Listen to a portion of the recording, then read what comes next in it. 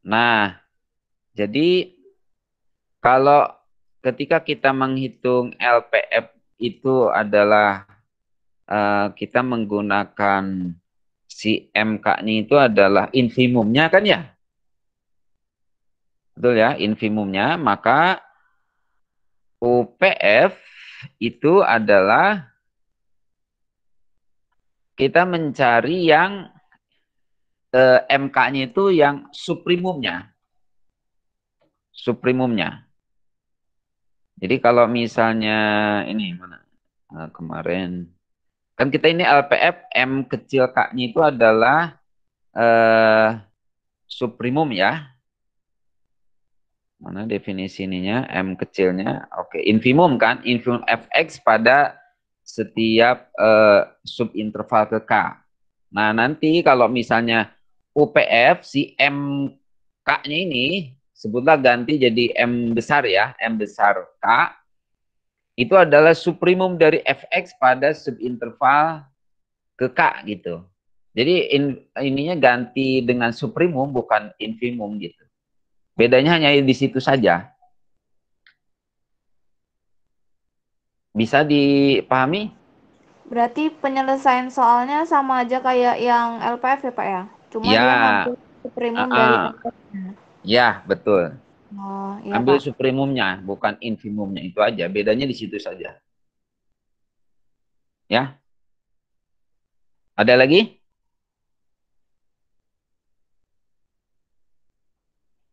Oke, kalau nggak ada, saya lanjutkan dulu aja ya. Baik, uh, jadi uh, pendefinisian yang kemarin sebagai integral itu ya, LPF itu. Nah, dalam hal fx itu lebih dari sama dengan 0 untuk setiap x pada setiap x elemen interval tutup AB, maka integral A sampai B fx dx itu dapat diinterpretasikan sebagai luas daerah di bawah kurva Y sama dengan fx. Ya. Nah, kemudian ini sebagai tambahan kan kalau kita punya A kurang dari B, maka kita definisikan integral A sampai B fx dx itu sama dengan negatif integral B sampai A fx dx. Oke. Kemudian untuk sembarang A elemen bilangan real kita definisikan integral A sampai A fx dx itu sama dengan 0 ya. Oke, ini uh, teori dasar di kalkulus ya, seperti itu. Oke, sekarang gini. Uh, proposisi 2 ini mengatakan bahwa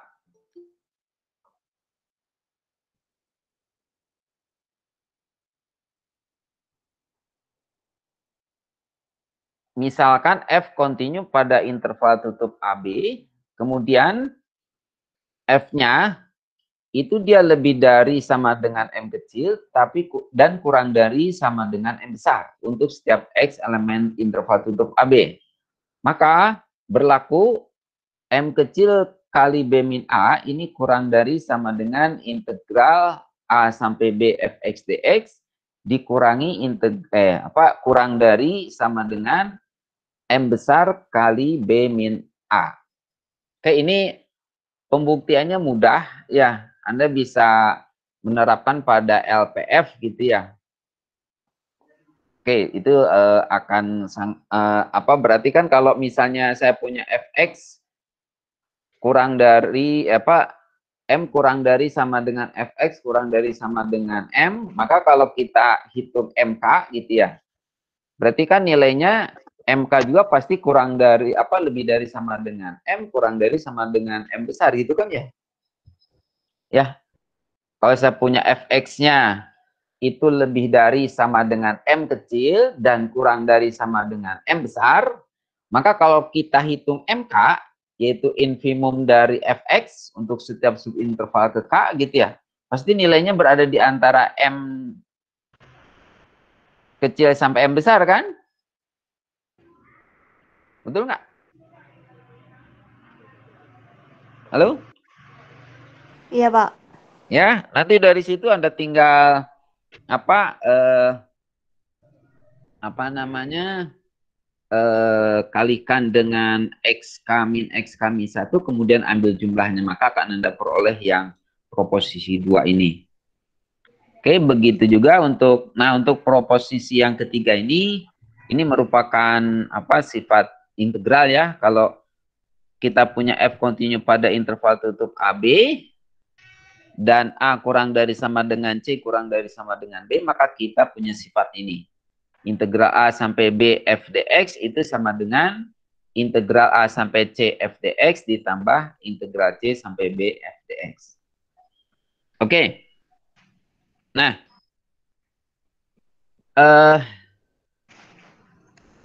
kita juga di sini saya hanya flashback kalkulus saja ya, flashback kalkulus, belum ke integral rimanya. Kita juga punya turunan dari integral ya. Dalam hal ini teorema dasar kalkulus pertama.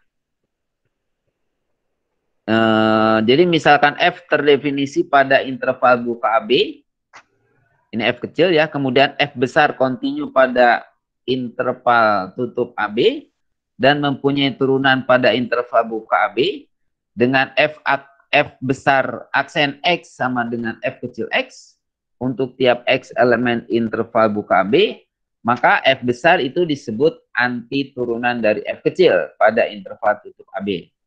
Oke, sebagai contoh, kalau saya punya fungsi F kecilnya itu adalah sama dengan X pangkat 3, maka kita bisa memilih F besarnya didefinisikan sebagai misalnya F besar X-nya sama dengan 1/4 X pangkat 3, F pangkat 4 ditambah 3. Nah, di sini F besar ini adalah anti turunan dari F kecil ini. Ya.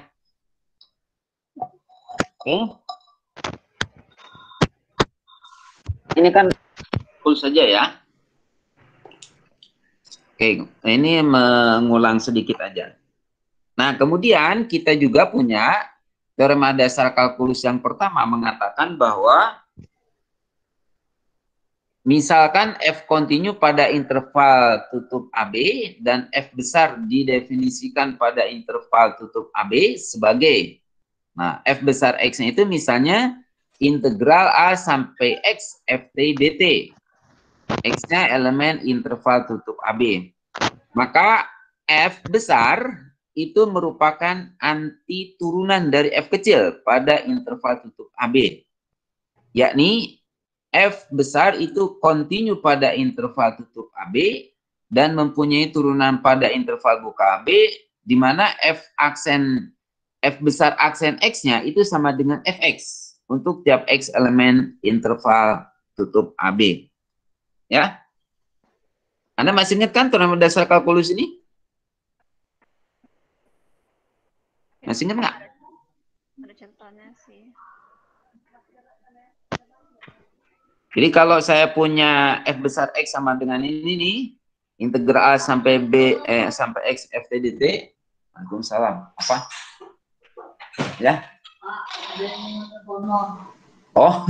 Yang lainnya nggak ada. Oh, keluar dulu biasanya siang biasanya. Oh iya udah. Sebentar ya. Iya, Pak.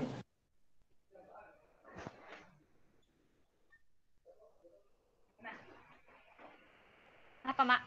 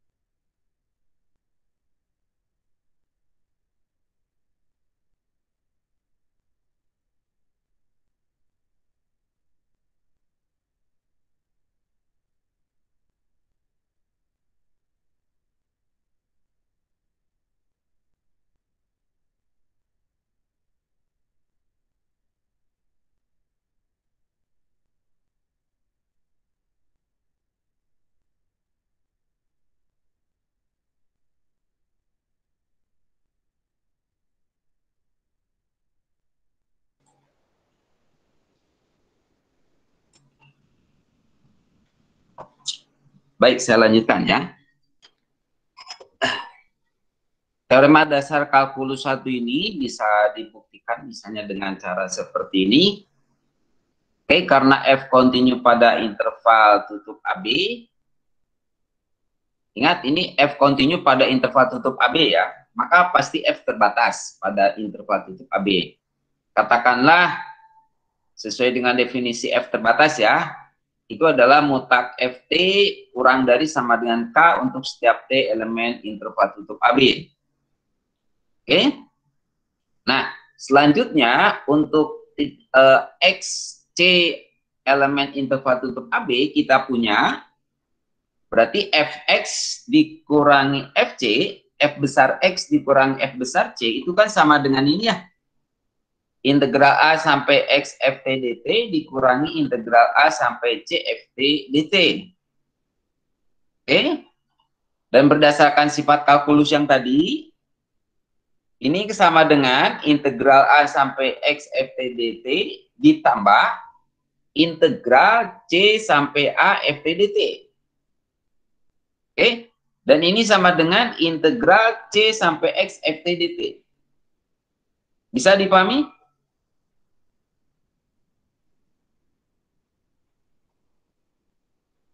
Halo? Ya, Pak. Nah, karena Ft terbatas, berarti kita punya nih yang integral Ft dt ini, nilainya kan kurang dari sama dengan K ya. Berarti di sini kita punya mutlak dari Fx dikurangi Fc, ini kurang dari sama dengan K kali mutlak X min C. Betul? Betul nggak?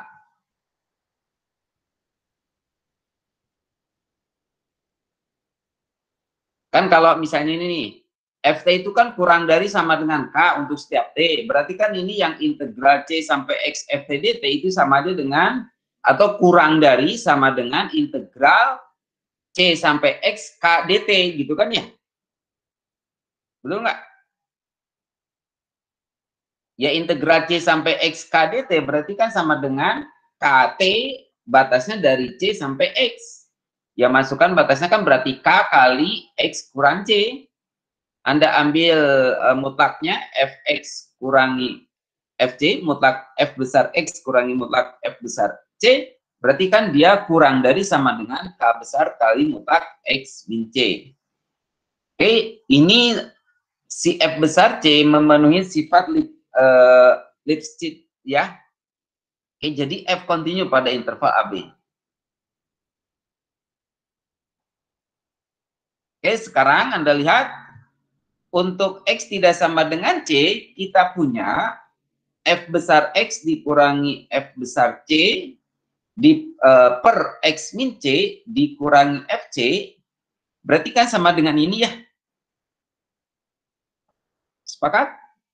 Sama dengan 1 per X min C kali integral C sampai X Ft kurang Fc dt.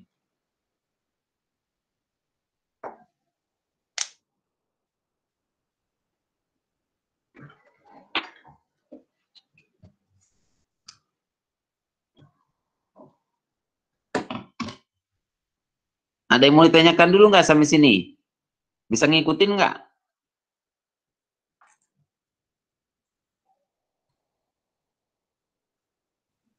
Yang mutlak F besar X itu, Pak.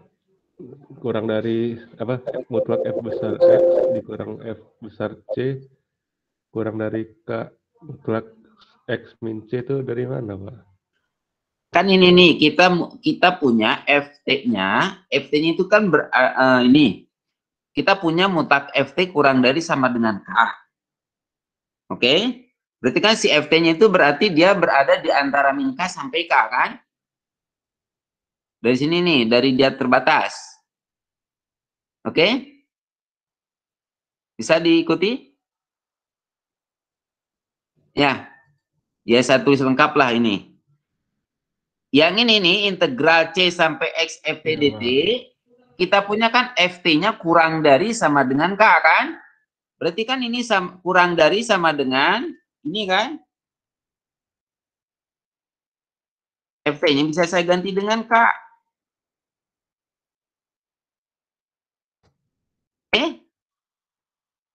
Coba yang integral C sampai X KDT hasil integralnya apa?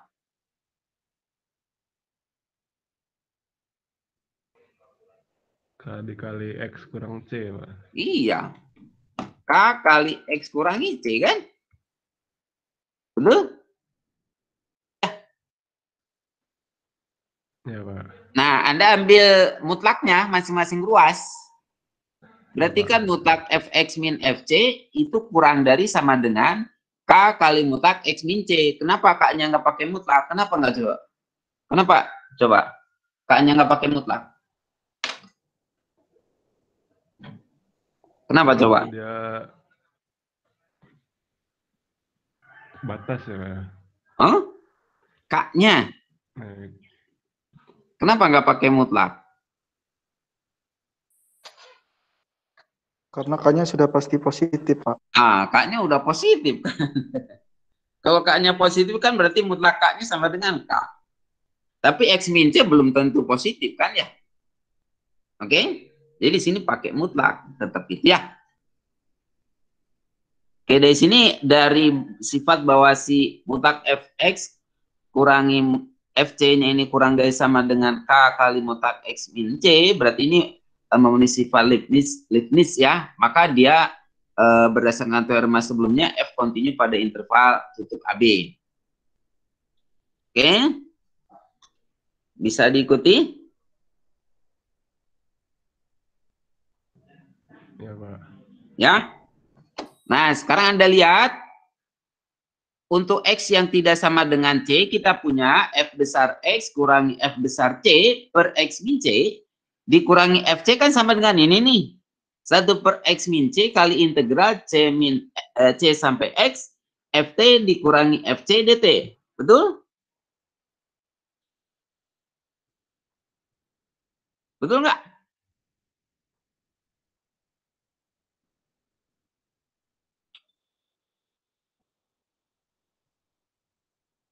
Ya. Oke ya, Anda tinggalin aja kan kalau untuk Fx kurangi Fc sama dengan integral C sampai X FT DT kan dari sini nih. Ya Fc itu kan bisa saya tulis sebagai Fc, Anda lihat nih, integral C sampai X dari FC DT, itu hasilnya apa?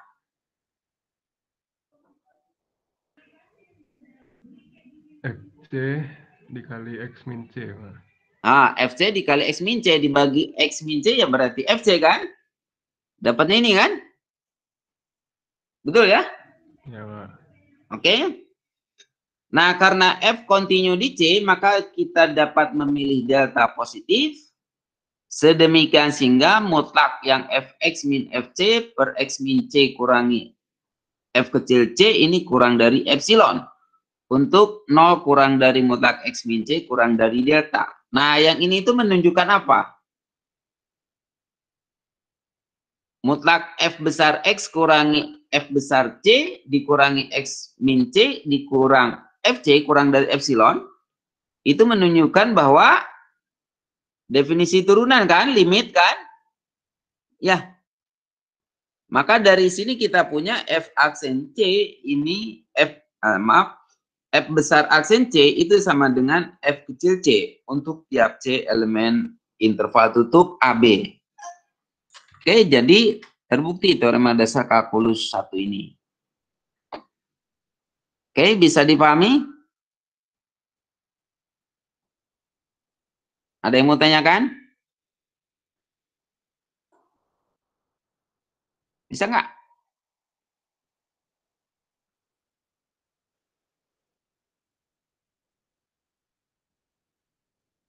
Oke, kalau nggak ada saya lanjutkan dulu. Nah, ini teorema dasar kalkulus 2 itu integral tentu ya ini ya. Jadi kalau setiap fungsi f kontinu pada interval tutup AB mempunyai antiturunan pada interval AB, ya. Jika G besar adalah antiturunan dari f pada interval tutup AB, maka interval integral A sampai B fx dx itu akan sama dengan G besar B kurangi G besar A. Ini yang nantinya mendefinisikan integral tentu ya. Oke, ini pembuktiannya sederhana. Jadi kalau kita definisikan fungsi f besar pada AB sebagai f besar x-nya itu adalah integral A sampai x ft dt dengan x-nya elemen interval tutup AB, maka f besar merupakan suatu antiturunan dari f kecil pada interval AB berdasarkan teorema dasar kalkulus yang pertama ini ya, berdasarkan teorema dasar kalkulus yang pertama ini. Oke. Maka dari sini kita punya integral A sampai B ft dt itu sama dengan ini f besar B dikurangi f besar A. Oke. Nah, sekarang jika G adalah antiturunan dari f kecil pada interval AB, maka Gx itu sama dengan f besar X ditambah C. Dengan C-nya suatu konstanta. Oke, karena itu kita punya integral A sampai B ft dt itu berarti sama dengan fb ditambah C dikurangi fa ditambah C. Hasilnya gb kurangi ga. Ya, sebagaimana yang kita harapkan tadi. Oke. Ini teorema dasar kalkulus di ini ya, di yang sudah kita pelajari di mata kuliah kalkulus. Nah, sekarang nanti bagaimana di integral Riemann gitu ya. Oke. Nah, sekarang saya baru masuk ke integral Riemann-nya.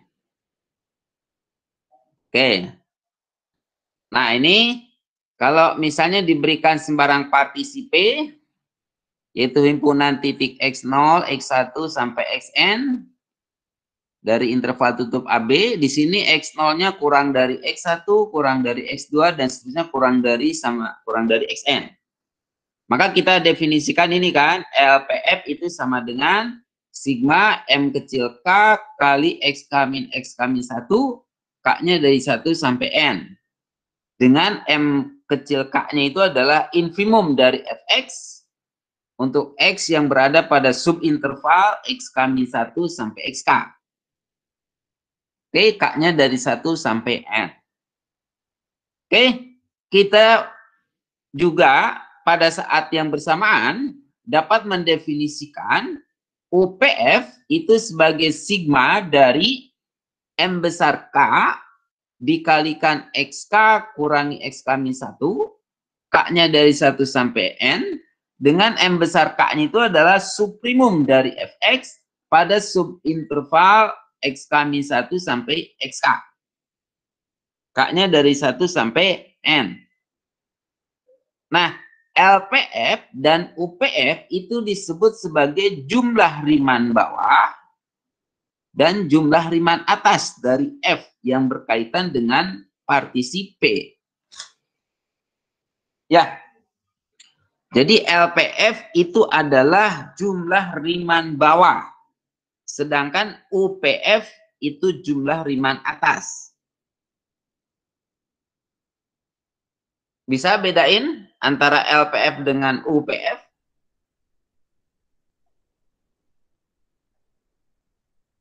Bisa, Pak. Ya, jadi kalau misalnya digambar, kalau gambarnya ya. Nah, kalau misalnya ini, kalau LPF kan gambar itunya gini nih, persegi panjangnya ya, ambil yang apa namanya yang sisi terpendeknya, si tinggi persegi panjangnya. Nah, maka ketika kita menggunakan UPF, ya UPF berarti kita membuat persegi panjangnya itu, tingginya itu kita menggunakan nilai F suprimumnya. Berarti ada bagian yang lebih kan?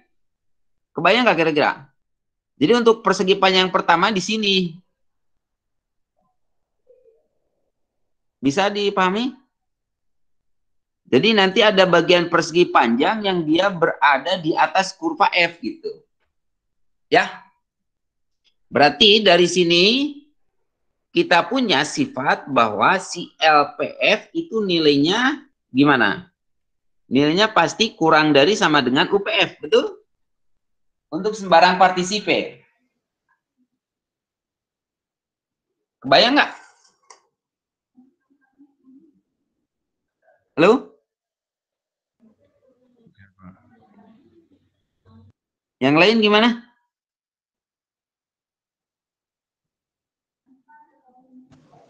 Ingat kalau LPF, sekali lagi kalau LPF nih persegi panjangnya nih, kita gunakan tinggi persegi panjangnya nilai fungsi yang paling kecil ya, paling kecil, infimumnya. Berarti ini persegi panjang pertama.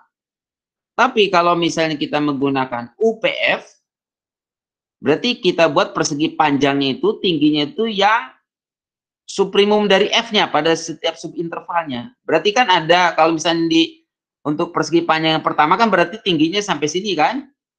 Ya, berarti ada bagian persegi panjang yang dia berada di luar atau di atas kurva F. Artinya apa? Kalau misalnya saya kumpulkan, di sini relatif bolongnya itu kalau UPF itu malah nggak ada ya. Kemungkinan nggak ada, betul? Kalau kita menggunakan UPF. Ya, kan kalau kita menggunakan LPF nih ada bolong-bolongnya. Oke, karena kita menggunakan infimumnya untuk tinggi persegi panjangnya. Tapi kalau UPF kita menggunakan tadi infimum ya, kalau LPF. Kalau UPF kita menggunakan suprimumnya. Berarti ada yang melewati ini persegi panjangnya melewati kurva ini. Ya, berarti luas di bawah kurva F-nya pasti akan lebih kecil daripada UPF, gitu kan ya? Tuh, maka dari sini kita punya sifat bahwa UPF itu nilainya kurang dari LPF kurang dari sama dengan UPF untuk sembarang partisi P. Ada pertanyaan sampai sini?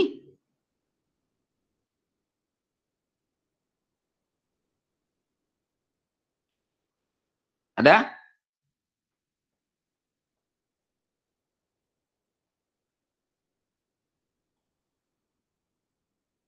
Oke. Nah, sekarang gini. Jika P yaitu himpunan X0 sampai Xn dan himpunan Q Y0 sampai Ym adalah partisi dari AB, maka Q disebut sebagai suatu perhalusan dari P apabila setiap titik partisi XK elemen P itu merupakan titik partisi di Q. Atau dengan bahasa lainnya, P itu adalah subset dari Q. Sebagai contoh misalnya, saya punya partisi P-nya itu adalah himpunan 0, 1/6, setengah, 3/4, 1. Saya punya Q-nya adalah 0, 1/6, 1/3, setengah, 3/4, 1. Anda lihat, setiap elemen di P itu juga ada di Q. Betul? Ya. Setiap anggota di P juga terdapat di Q. Artinya apa? P itu subset dari Q. Atau P adalah himpunan bagian dari Q. Maka himpunan Q ini atau partisi Q ini itu merupakan perhalusan dari P. Oke? Bisa dipahami?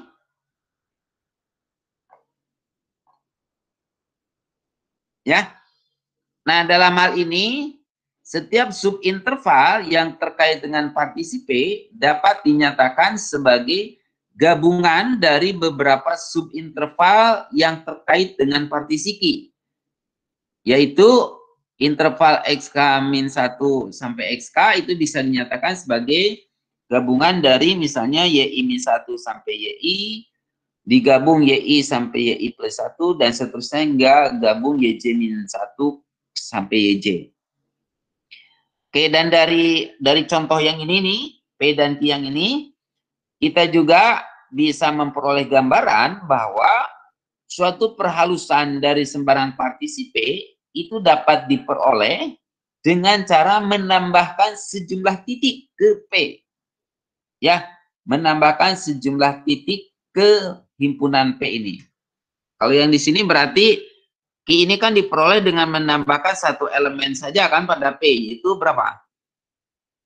Menambahkan elemen apa pada P? 1/3, Pak. Nah, 1/3 kan? Cuma menambahkan satu titik aja itu sudah merupakan satu perhalusan. Oke? Secara intuisi, kira-kira mana yang hasil, kalau misalnya dipandang sebagai luas daerah ya, mana yang lebih mendekati daerah sebenarnya? Apakah menggunakan partisi P atau menggunakan partisi Q? Kira-kira lebih dekat kemana luas daerah yang dibentuk yang di ininya? Kalau kita ngitung LPF atau UPF ya, untuk menghampiri luas daerah di bawah kurva F-nya, itu kira-kira lebih mendekati luas sebenarnya itu menggunakan partisi P atau partisi Q? Q, Pak. Q. Partisi Q kan ya? Ya, Anda bisa inilah kalau misalnya Anda mau menghitung luas daerah di bawah kurva F, Anda memotong si daerah di bawah kurva F-nya itu membagi persegi panjangnya itu dengan sejumlah 100 dan 10 pasti akan lebih akurat kalau dipotongnya 100 kan? Karena kalau misalnya dipotong sampai 100, ya si bentuk persegi panjangnya itu, lebarnya itu sudah ya hampir mendekati kurva F-nya gitu ya, nggak berbeda jauh. Jadi si bolongnya akan lebih sedikit. Ya, seperti itu. Oke. Nah, maka berdasarkan sifat yang tadi nih, ya, kita punya proposisi bahwa jika Q merupakan perhalusan dari P, maka LPF itu kurang dari sama dengan LQF, dan UQF ini nilainya kurang dari sama dengan UPF. Ya, jadi kalau pakai ini LPF, kita punya yang perhalusannya itu lebih besar daripada yang sebelumnya ya. Jadi LPF kurang dari LQF. Tapi kalau kita menggunakan Riemann atasnya ya, di sini tadi apa? Saya definisinya itu apa? Mana tadi? Ini ya, jumlah Riemann bawah, jumlah Riemann atas ya. Kalau sebagai jumlah Riemann atas, kita punya yang perhalusannya itu ini lebih dari kurang dari sama dengan UPF ya. Oke, kita punya sifat ini. Ya, ingat Q-nya perhalusan dari P, maka kita punya ini. Ingat, L sama U itu jumlah Riemann ya. Kalau L itu adalah jumlah Riemann bawah, U jumlah Riemann atas. Nah, jika P1 dan P2 adalah dua partisi sembarang dari AB, maka kita punya LP1F ini pasti kurang dari sama dengan UP2F. Oke, sifat yang tadi ya. Oke. Nah, maka Anda lihat berdasarkan akibat dua ini, kalau saya kumpulkan LPF gitu ya untuk semua partisi P dari AB, maka himpunan LPF di mana P-nya partisi dari AB itu terbatas di atas oleh suatu jumlah Riemann atas, betul? Betul nggak?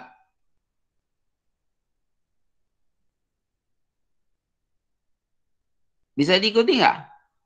Ini Anda lihat akibat 2. LP1F kurang dari sama dengan UP2F.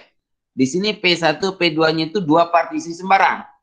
Sekarang gini, saya kumpulkan semua LPF, ya, semua LPF, di mana P-nya itu partisi dari interval tutup AB, saya kumpulkan dalam sebuah himpunan. Maka nilainya kan pasti kurang dari, setiap elemennya itu kurang dari sama dengan UP 2F, betul nggak? UPF, betul?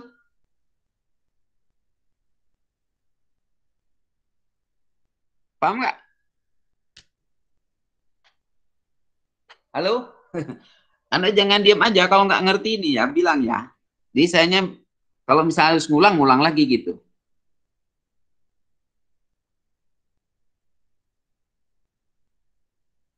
Oke, sekali lagi, kita punya dari akibat 2 ini, LPF, LP1F kurang dari sama dengan UP2F.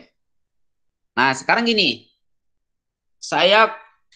Anda misalnya bentuk masing-masing partisi P gitu ya, dari interval AB. Nah, dari setiap nilai yang Anda peroleh, saya kumpulkan tuh si LPF-nya. Anda hitung LPF kan ya, saya hitung semuanya. Bukan saya hitung, saya kumpulkan dalam sebuah himpunan. Himpunan LPF. Oke, maka berdasarkan akibat 2, artinya setiap elemen LPF yang tadi nilainya pasti kurang dari UPF gitu kan ya. Oke, untuk setiap P.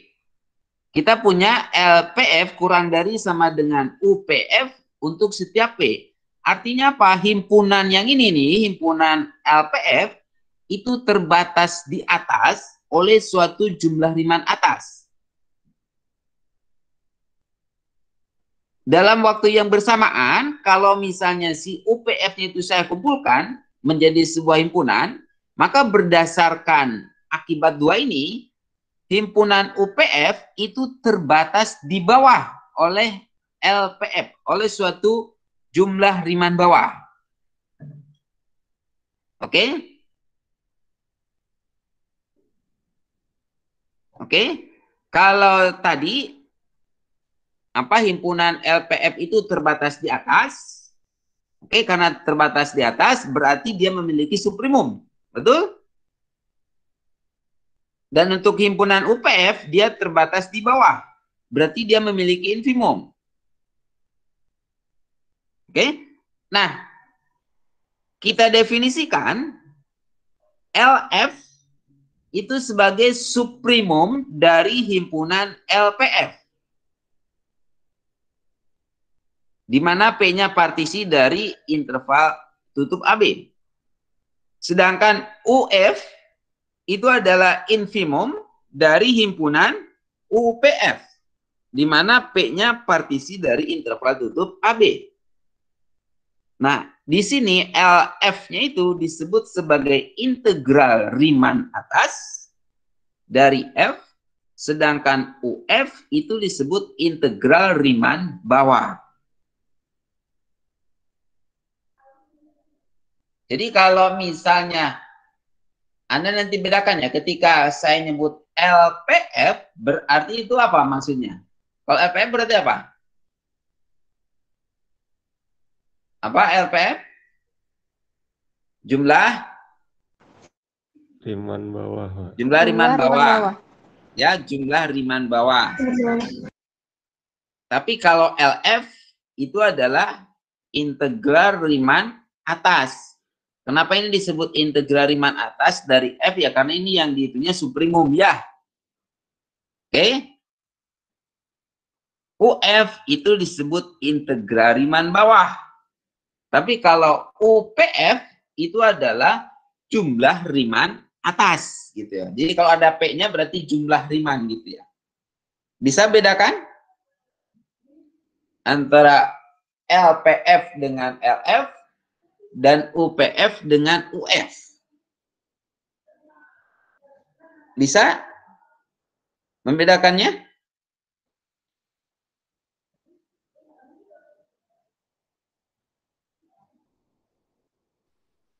Bisa nggak?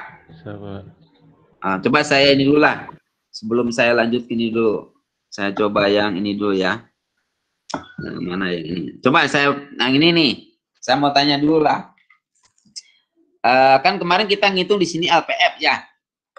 Coba kalau misalnya dengan menggunakan fungsi yang ini, berapa UPF-nya? Sekarang saya tanya UPF. Berapa UPF-nya coba?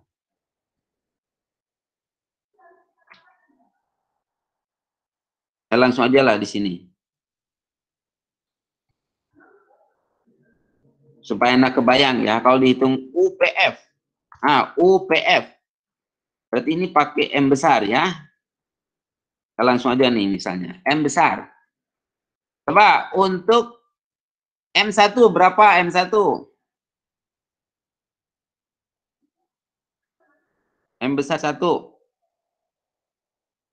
Saya punya fx-nya x kuadrat. Continue pada interval tutup AB. Interval tutup 01. Diberikan partisipenya 0, 1/6, setengah, 3/4, 1. Oke, coba berapa UPF-nya?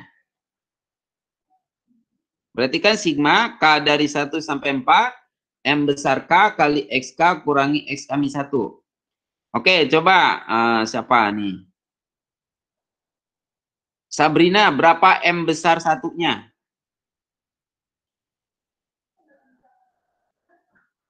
Sabrina.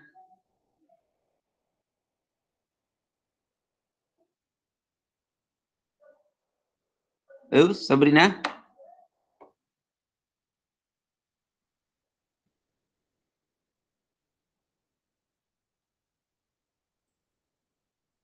Sabrina mana? Iya, Pak. Berapa M besar satunya?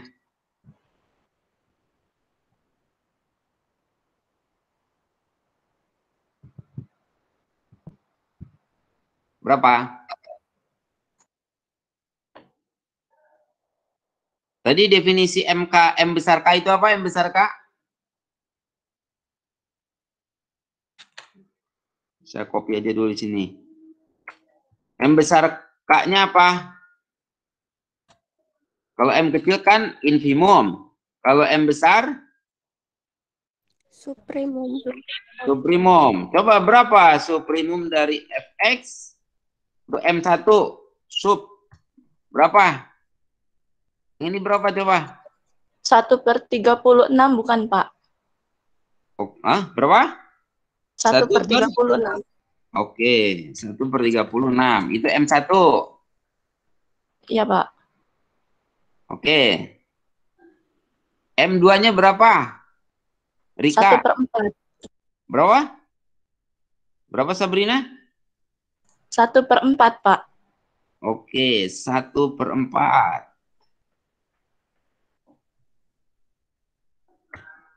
Oke. M3-nya berapa? Yang lain dulu lah. Zamara, berapa Zamara? Layarnya hitam, Pak. Hitam. Masa? Yang lain kelihatan nggak? Hitam, Pak. Hitam, Pak. Hitam. Nggak kelihatan. Oh, kalau gini gimana? Kelihatan. Udah, Pak. Oke. Berapa M? Gini, M2 ya. Salah. M-nya masih kecil ya. M2. M3-nya berapa? Zamara?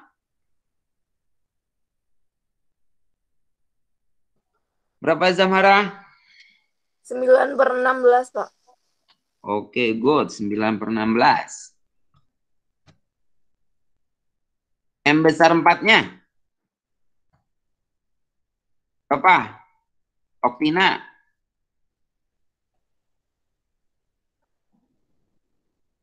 Oktina berapa?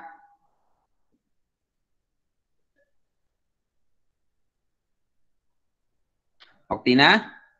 Iya, Pak. Berapa M besar 4? Ini kenapa masih infimum ya? Suprimum, maaf salah ya. Ini suprimum. Ini suprimum juga. Ini suprimum juga. Suprimum dari fx pada subinterval 3/4 sampai 1. Berapa suprimum fx-nya untuk M4? 1, Pak. Oke, 1. Jadi berapa UPF-nya? Jadi tinggal ganti ini aja kan. M1-nya ganti 1/6. Ya. Kemudian M2-nya adalah 1/4. Betul? Ini samakan ya. X min 1-nya kan ya. Samakan ya. Betul? Kemudian M3-nya adalah 9/16. Nah, 9/16. Sedangkan untuk M4-nya ini 1 kali 1/4. Ah, Anda tinggal jumlahkan berapa hasilnya. Gitu ya. Bisa menghitung UPF? Ya. Bisa kan ya? Bisa, Pak. Oke. Bisa, Pak. Nah, jadi ini kalau LPF, UPF itu adalah jumlah riman bawah dan jumlah riman atas. Tapi kalau kita sudah menggunakan LF, yaitu suprimum dari himpunan LPF, itu disebut integral riman atas. Dan UF, yaitu infimum dari himpunan UPF, itu disebut integral riman bawah. Ya, tadi kan saya hitung misalnya LPF, UPF-nya dengan menggunakan partisi seperti tadi kan ya. Oke, Anda bisa membuat partisi yang lain kan? Anda bisa menghitung LPF dan Anda juga bisa menghitung UPF. Oke, setiap partisi yang berbeda, Anda bisa mendapatkan LPF dan UPF yang berbeda gitu ya untuk masing-masing gitu ya.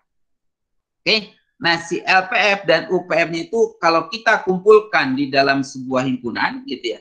LPF dikumpulkan dalam sebuah himpunan, maka itu akan terbatas di atas oleh suatu jumlah riman atas. Ya. Terbatas di atas oleh suatu jumlah riman atas. Makanya kita definisikan LF sebagai suprimum dari himpunan LPF. Di waktu yang bersamaan, himpunan UPF juga terbatas di bawah oleh suatu jumlah riman bawah. Oh, sama aja. Oke, ya. Ya. Nah, terbatas di bawah oleh suatu jumlah riman bawah. Oke. Nah, di sini L besar F itu suprimum himpunan LF adalah integral riman atas, sedangkan UF itu adalah infimum dari himpunan UPF, itu disebutnya integral riman bawah. Oke.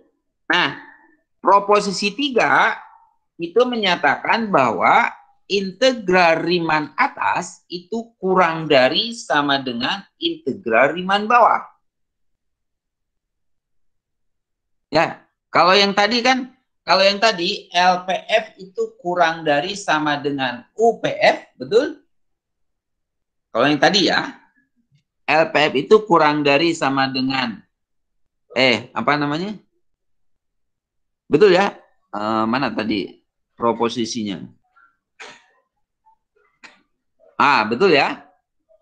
LPF itu kurang dari sama dengan UPF, maka di sini juga kita punya LF ini kurang dari sama dengan UF.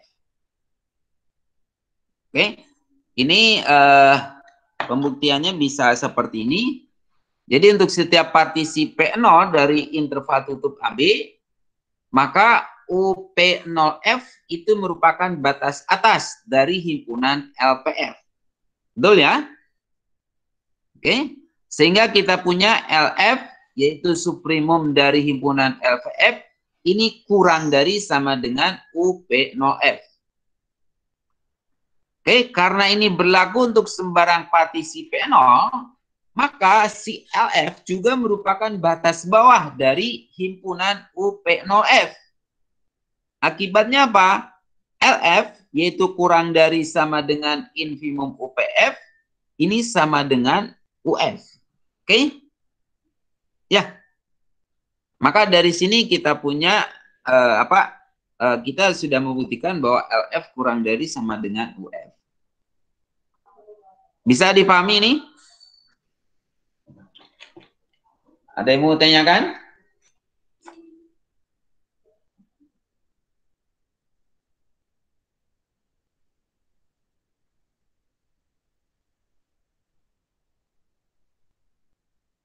Ada yang mau bertanya?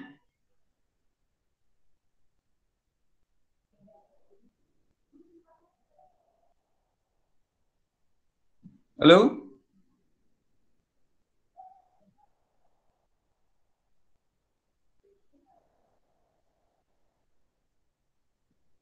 Ada yang mau bertanya?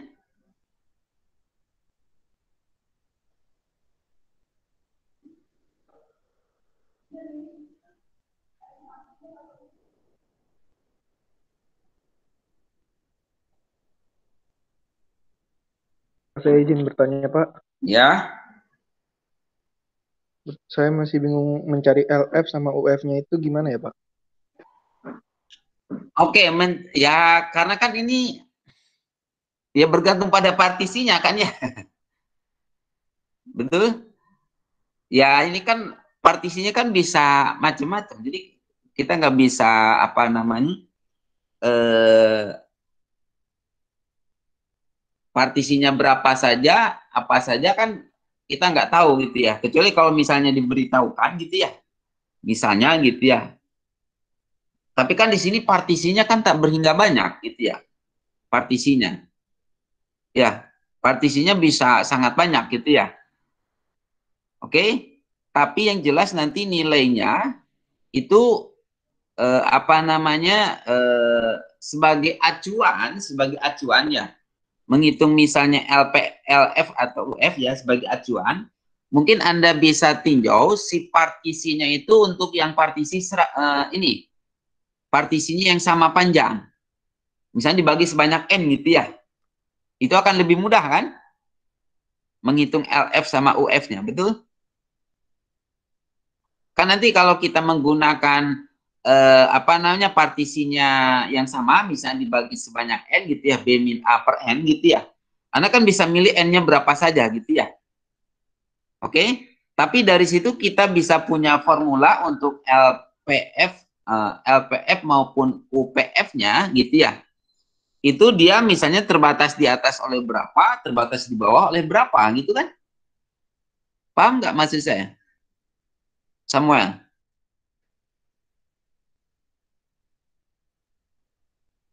Samuel? Masih Bisa? kurang paham, Pak. Masih kurang nih ya. Oke, misalnya gini lah saya yang mudah aja ya. Misalnya gini. Oke, sebentar. Saya kasih contoh gini lah. Misalnya Anda tinjau fungsinya supaya inilah yang mudah aja ya. Misalnya ini fx sama dengan x lah gini ya. Oke. X-nya elemen interval 01 lah supaya gampang saja ya. Interval 01. Salah. X-nya berada pada interval tutup 01. Oke, interval tutup 01. Oke, Anda misalkan gini, misalkan partisinya kita buat yang seragam, maksud saya itu yang panjangnya sama. Anda konstruksi suatu partisi PN gitu ya. Suatu PN di mana si PN itu menyatakan himpunan yang entry-nya berarti ini 0 seper N ya. Salah. Begini. 0 seper N 2 per N gitu ya. 3 per N dan seterusnya hingga 1. Oke? Bisa dipahami? Nah, ini kan nanti N-nya bisa itu ya, bisa pilih sembarang. Anda mau N-nya berapa gitu ya. Di sini N-nya yang jelas bilangan asli. Oke? Di sini N-nya elemen bilangan asli. N-nya elemen bilangan asli. Elemen bilangan asli. Sekarang gini. Coba, kalau Anda hitung LPNF berapa? LPNF.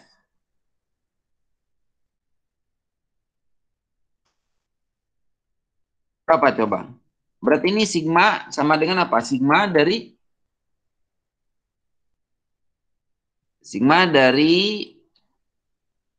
K sama dengan 1 sampai dengan N ya. Berapa ini coba? M M-nya kecil berapa? K, Hah? M kecil K-nya berarti Berapa saja coba? Jadi kan ini mulai dari berapa?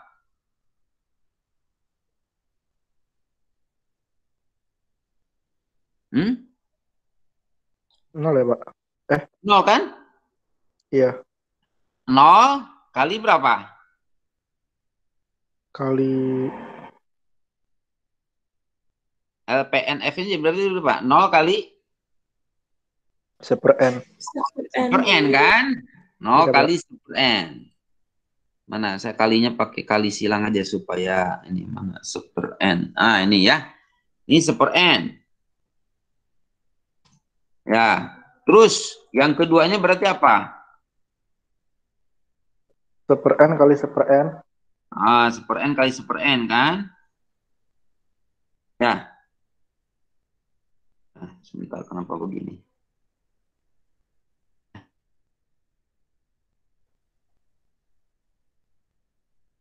Nah, ditambah 1/n kali 1/n.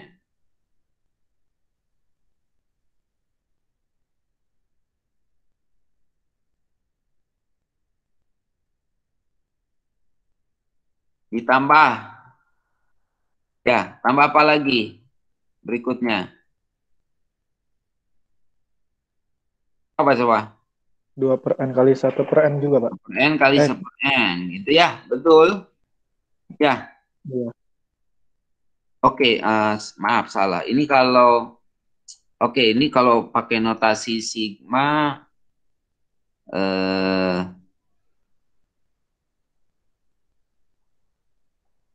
sebentar, kalau pakai notasi jangan pakai notasi sigma kalau ini ya. Saya keluarkan dulu ini. Kalau diuraikan kan jadi gini kan? Ya. Ditambah seterusnya kan sampai yang paling ujung itu adalah berapa? Yang paling ujung itu yang terakhir berapa? Yang terakhir N-1 berapa coba? per N. Oke, N-1 per N. N-1 N kurangi 1 per N Dikali 1. Dikali 1 per N. dikali 1 per N, Pak. 1 per N lagi kan? Sebentar, kenapa jadi di sini? Sebentar. Saya salah ngopi.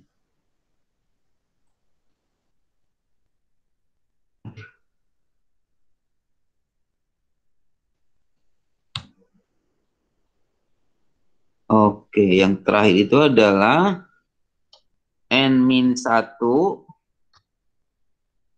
N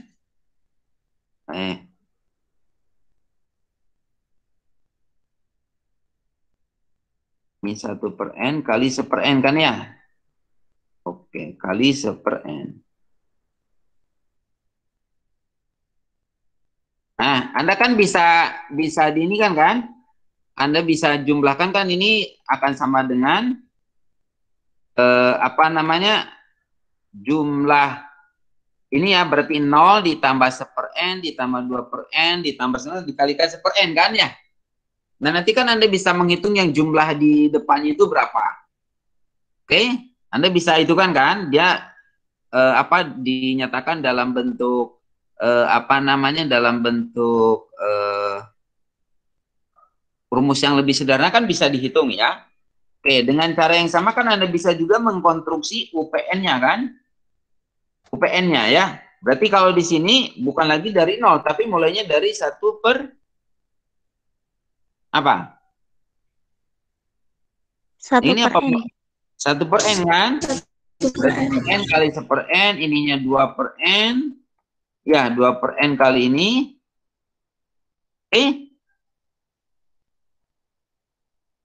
Maaf, ini yang kalau ini yang terakhir Oke, betul ya. N-1 per ini kali 1 per N. Oke. Kalau yang terakhir yang ini, ininya 1 kan yang terakhir ya. Betul? Ya. Betul, Betul, Pak. Pak? Ya. Nah, ini kan kalau setiap pemilihan N, Anda dapat 1 partisi kan? Oke, Anda setiap pemilihan N, Anda dapat 1 partisi. Misalnya P1, P2, P3, dan seterusnya. Anda kan bisa menghitung itunya, sublimumnya berapa. Batas bawahnya kan bisa berapa. Misalnya yang ini. Yang ini sama aja dengan 1 per N dikalikan dengan berapa? Ini 1 per N. Ya, 1 per N ditambah 2 per N ditambah seterusnya sampai yang terakhir 1 kan ya? Betul? Betul kan kalau yang ini ya? Oke, Ya, Anda Pak. bisa ngitung ini, yang ini nih jumlah 1 per N ini kan berarti sama dengan 1 per N dikalikan dengan oke, N-nya bisa dikeluarkan ya, N-nya bisa dikeluarkan, berarti ini kan N kuadrat, betul ya? Betul nggak? Ini 1 tambah 2 tambah 3 tambah seterusnya sampai tambah N, betul? 1, 2, 3 sampai yang terakhir apa? Yang terakhir apa? 1 ya? Sampai yang terakhir itu N. Oke? Nah, yang ini kan nomor 1, 2, 3, dan seterusnya sama N kan bisa Anda hitung. Formula N. Apa nih yang ini coba? Jumlahnya sama dengan apa? Yang ini. 1 tambah 2 tambah 3 tambah ini seterusnya berapa? Berapa hasilnya? Jumlah N bilangan asli yang pertama berapa? Setengah kali N tambah N plus 1 kan ya? Betul nggak? Jumlah N bilangan asli yang pertama berapa? Misalnya 10 bilangan asli yang pertama jumlahnya berapa? 55 kan? 55 itu kan berarti setengah kali 10 kali berapa? Apa rumus N bilangan asli yang pertama, jumlah N bilangan asli yang pertama berapa? Lupa lagi. N kali N-1 per 2, bukan? Misalnya kalau 10 itu kan berarti 50 ya, 10 itu ya.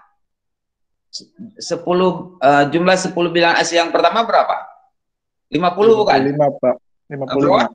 55 ya? 55. Berapa? 45? 45 ya? Berarti ini 55. kan 55 ya, betul. Iya, Pak. Berarti ini sama dengan apa rumus umumnya? N per 2 dikali N plus 1, Pak.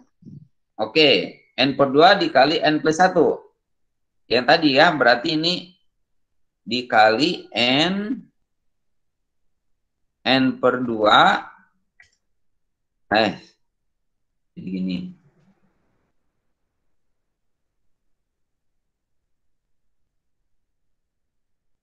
Gini kan ya. Kali N plus 1 gini. Betul? Betul kan ya? Iya, Pak. Oke. Sekarang Anda bisa ngitung batas. Ini kan UPNF ya. UPNF itu kan dia terbatas di bawah kan ya? Terbatas di bawah kan? Terbatas di bawah oleh suatu LPF, betul? Ya. Ini kan nilainya akan lebih dari sama dengan, dia nilainya akan lebih dari sama dengan 1 per N kuadrat kali N per 2 dikalikan N, betul nggak?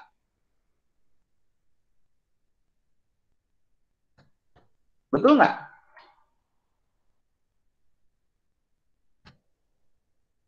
Betul nggak? Betul, Pak. Betul ya? Dia kan terbatas di bawah kan? Sekarang yang atas, dia terbatas di atas oleh berapa? Yang ini berapa coba?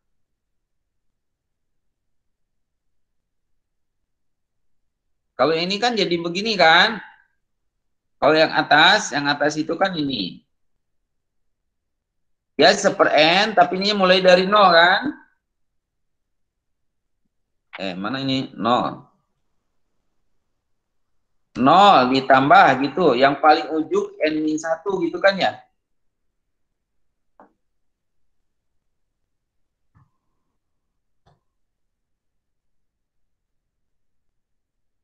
Nah, gini kan? Betul ya? Betul? Nah, ini jadi berapa coba? Ini kan berarti 1/n² dikalikan berapa? Dikalikan, kalau ini mulainya dari 1 plus 2 plus seterusnya hingga yang paling ujung berapa? Yang paling ujung berapa? Yang paling ujung N-1 kan? Ya. Dan ini sama dengan apa? Sama dengan 1/n² dikali apa?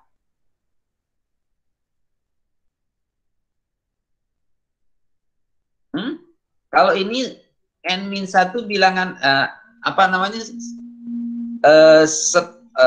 Apa namanya? Kalau ini jumlah N-1 bilangan asli yang pertama, berapa jumlahnya? Berarti kan ini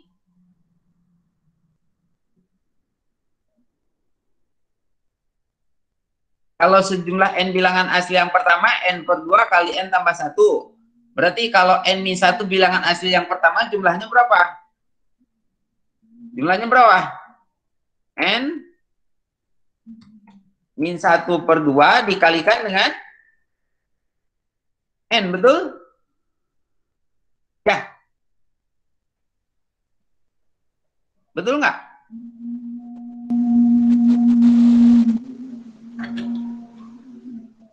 Halo? Ya, Pak. Betul. Kalau jumlah N bilangan asli yang pertama ini, N/2 kali N plus 1. Kalau ini kan N, bilangan aslinya sampai N-1 kan? Berarti sejumlah jumlah N-1 bilangan asli yang pertama, ya N yang ini Anda ganti dengan N-1. Jadi diperoleh ini kan? Dan ini nilainya itu akan kurang dari sama dengan yang ini kan? Betul?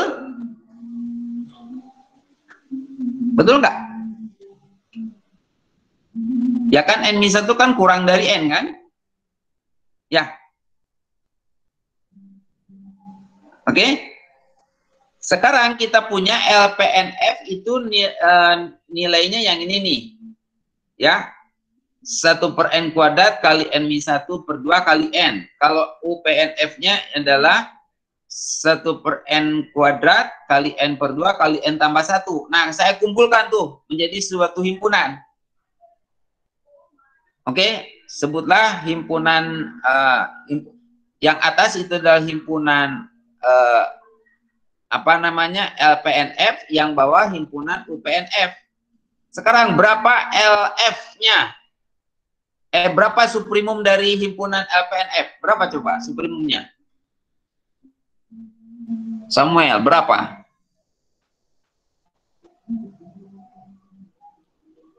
Yang 1/n² itu bukan, Pak?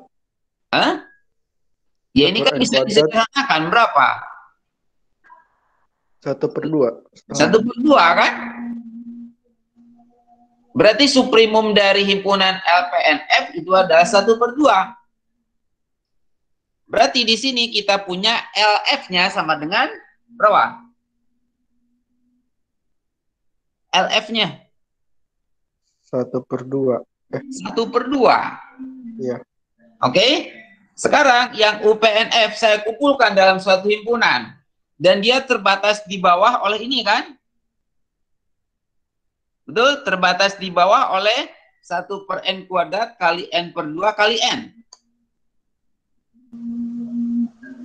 Berapa UF-nya?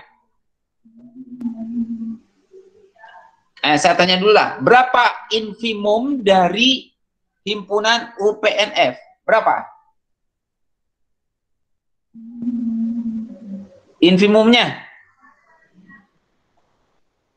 Setengah. Setengah kan? Ya, ya dia kan lebih dari sama dengan ini kan, 1/n kuadrat kali n per 2 kali n. Dan ini kan sama dengan setengah. Berarti dari sini UF-nya berapa? UF-nya? Setengah, Pak. Setengah. Mana tadi coba ininya? Definisinya. Mana tadi? Mana LF sama UF? Nah, ini kan? Oke. Maka dari sini kita punya LF-nya itu sama dengan setengah. UF-nya kebetulan setengah juga kebetulan di sini. Oke? Bisa dipahami Samuel? Dan yang lainnya? Menentukan itunya? Kalau untuk menentukan LF sama UF-nya, itu akan lebih mudah kalau kita menggunakan partisinya yang lebarnya sama. Ya? Sebutlah dibagi sebanyak N partisi gitu ya. Oke, maka dari situ kan kita bisa, apa namanya, kita bisa menentukan himpunan UPNF-nya maupun himpunan LPNF-nya. Karena partisi sama kan bisa kita, ini kan batas bawahnya berapa, batas atasnya berapa, gitu ya. Dari situ bisa kita tentukan LF sama UF-nya. Oke, bisa dipahami? Halo? Bisa, Pak. Yang lain gimana? Bisa, Pak.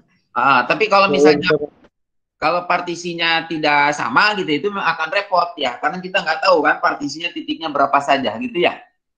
Betul, tapi ketika menggunakan lebar partisinya sama, misalnya dibagi sebanyak n, nah kita bisa, itu kan mudah untuk melihatnya kalau partisinya sama. Oke, bisa dipahami? Nah, makanya di sini untuk kasus yang ini, kasus contoh yang ini, Anda lihat LF-nya, dia memenuhi ketasamaan ini, LF kurang dari sama dengan UF, yang tadi, contoh yang tadi, memenuhi kan? Di sini LF-nya setengah, UF-nya juga setengah. Berarti kita punya, ya, memenuhi kan, karena ini ada sama dengannya. Oke?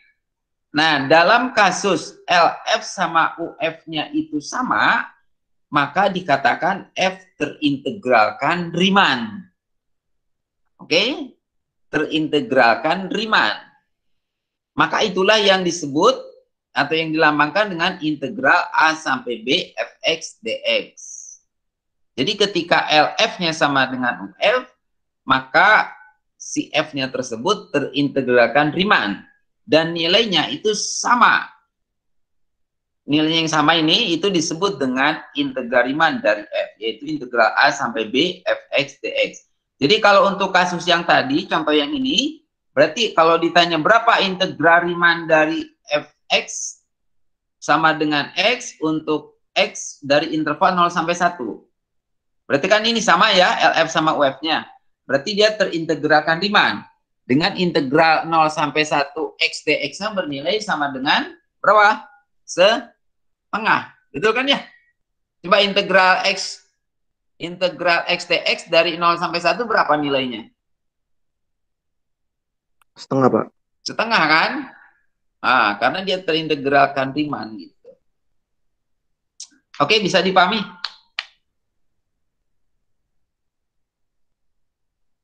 Bisa? Ya. Nanti Anda bisa coba yang tadi, yang X kuadrat ya. Yang X kuadrat. Berapa LF, berapa UF-nya? Yang tadi, mana yang tadi? Contoh yang tadi, yang ini. Yang mana yang tadi, yang X kuadrat ya. Sebelum ke yang inilah, yang X kuadrat dulu nih. Yang mana contohnya X kuadrat? Nah, yang ini. X kuadrat. partisinya sama, gunakan yang PNF aja. Oke? Gunakan yang PNF. Kalau fx-nya adalah x kuadrat, coba berapa UF sama LF-nya. Oke? Anda hitung dulu, nanti kita bahas di hari Kamis ya. Oke, bisa dipahami? Bisa, Halo? Pak. Ya? Anda coba hitung untuk fx sama dengan x kuadrat ya. Berapa UF sama LF-nya. Oke? Baik, untuk hari ini saya cukupkan sampai di sini dulu. Kalau misalnya ada pertanyaan, silakan Anda tanyakan ya. Anda jangan ragu-ragu ya.